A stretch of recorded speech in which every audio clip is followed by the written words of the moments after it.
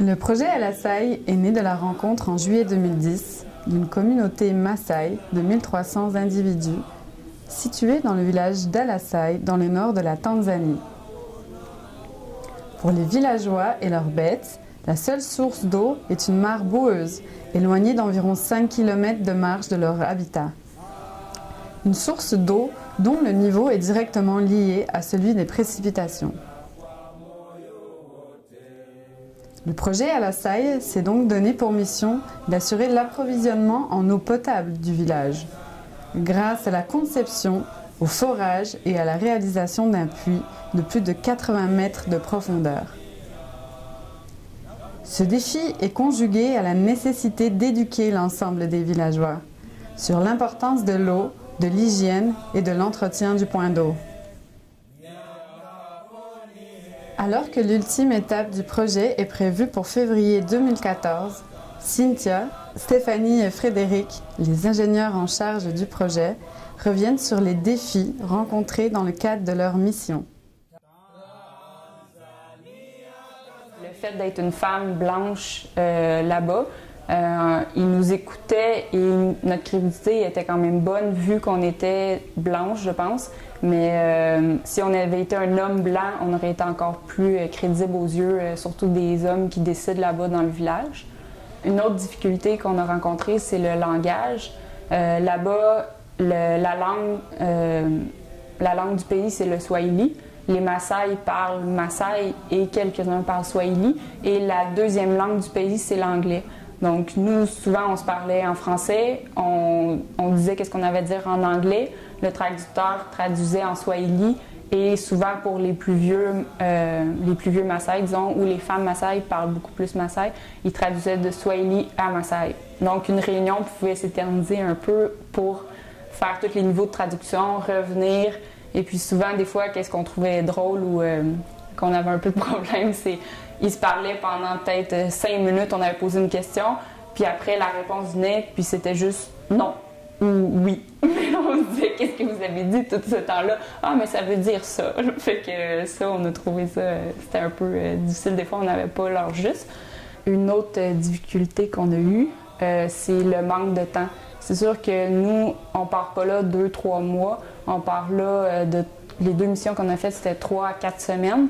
C'est sur notre temps de vacances, fait qu'on peut pas prendre 2 mois de vacances pour aller là. Donc, on veut faire le plus de choses possible en le moins de temps possible. Puis, la vitesse de travail, disons, là-bas est beaucoup plus ralentie qu'ici.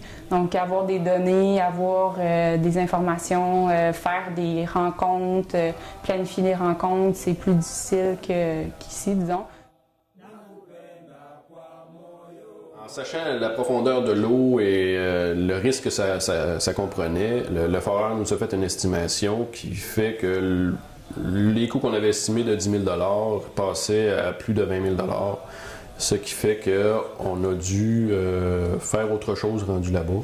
Donc, on s'est viré de bord, on a tenté de trouver d'autres solutions pour être capable de forer le puits. Comme les foreuses se trouvaient à d'autres emplacements parce qu'il y a d'autres contrats, on était trop serré dans le temps pour être capable de forer le puits. Ce qui a fait qu'on a plus cherché des fournisseurs, on a plus vraiment été vers d'autres solutions. Donc on a fait des filtres à sable, des choses comme ça avec la population. Au-delà du côté technique du projet, nous, on voulait beaucoup miser sur l'éducation. Puis au cours de la première mission, quand on est allé, on voulait vérifier ils sont rendus où dans leur tête par rapport à l'eau. On est allé voir sur place où ils prenaient leur eau.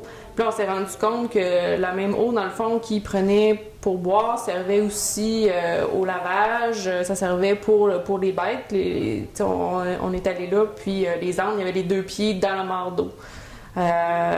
Puis après ça, on a rencontré les hommes séparés, les femmes et les enfants. Puis quand on a passé un questionnaire aux femmes, on leur a demandé c'est quoi la différence entre de l'eau propre, de l'eau potable et de l'eau qui est pas bonne à l'usage. Et ils nous ont dit de l'eau propre, c'est de l'eau qui n'a pas de mouches. Fait que, tu sais, même si elle était brune, l'eau est bonne pareil tant qu'il n'y a pas de mouches. Bien, lors de la deuxième mission, dans le fond, on a décidé de faire de la formation dans les écoles, de la formation sur la différence entre de l'eau potable, de l'eau qui est bonne à la consommation, leur dire que les bêtes ne peuvent pas s'approvisionner en eau au même endroit que nous, dans le fond.